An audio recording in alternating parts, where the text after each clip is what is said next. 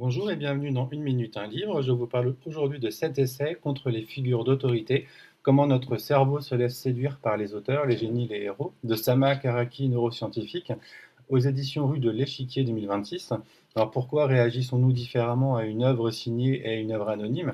Cette question précise de Sama Karaki engage donc la psychologie, les neurosciences, la politique, mais également l'économie des signes.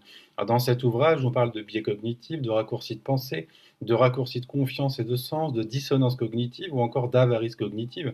L'idée est notamment de penser le prestige comme biais cognitif et politique, des biais non pas comme des défauts individuels, mais comme des mécanismes finalement appris, entretenus et structurés.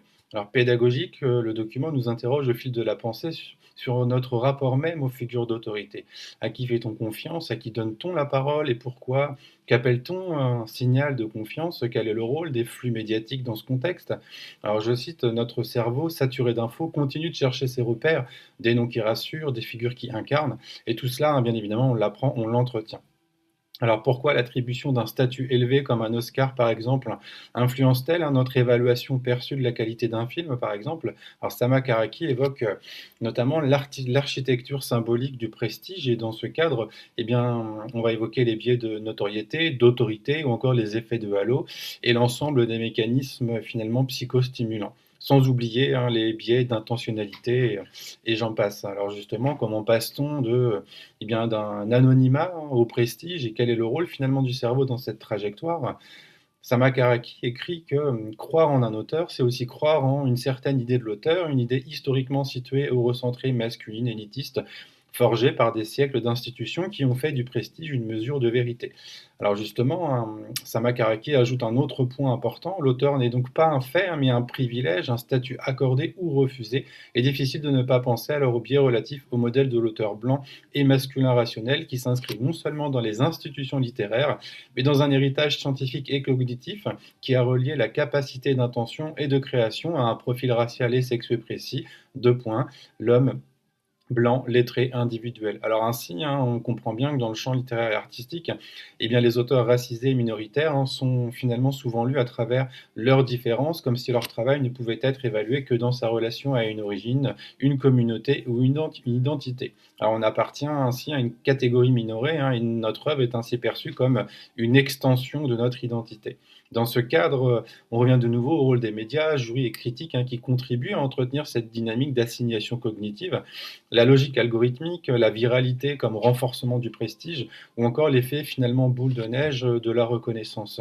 Un petit tour dans les médias, je pense que vous pouvez assez facilement maintenant analyser ce qui se passe au prisme de ce qui vient d'être dit. Alors je retiens aussi une formule clé, être vu, c'est souvent être réduit. Alors, je trouve que cette formule est extrêmement impactante, je la note. Alors, ce qui peut impliquer des stratégies donc de dissimulation, de camouflage, de penser la regardabilité, selon Toni Morrison, c'est-à-dire prouver que l'on appartient à sa communauté tout en essayant d'en dépasser les attentes. Donc finalement, comment parler au centre sans se trahir, parler au sien sans être réduit à la représentation. Enfin, dernier chapitre pose la question suivante, peut-on séparer l'œuvre de l'auteur? Alors, donc séparer plaisir esthétique et jugement moral, que se passe-t-il dans notre cerveau lorsque l'auteur d'une œuvre tant appréciée se heurte à la réalité violente de celui-ci? Dans quelle mesure le prestige esthétique peut-il fonctionner comme, je cite, un anesthésiant moral? Donc que fait notre cerveau quand l'admiration rencontre le rejet moral? Alors dissociation morale, déplacement de la faute ou encore répulsion compensatoire, autant de stratégies développées possibles dans le cadre notamment de l'admiration esthétique. Alors en conclusion, Sama Karaki nous invite en tout cas à penser l'orientation vers finalement une écologie cognitive, collective et politique du jugement esthétique. Un jugement esthétique, précisons, qui n'est jamais donc solitaire, mais toujours situé dans des environnements sociaux, techniques et symboliques.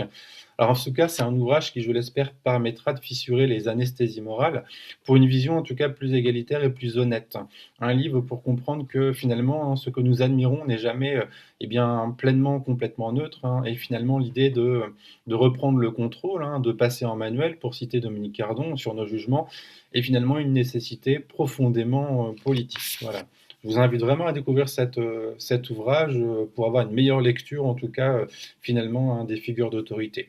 Je vous souhaite une bonne lecture, une bonne découverte et à bientôt.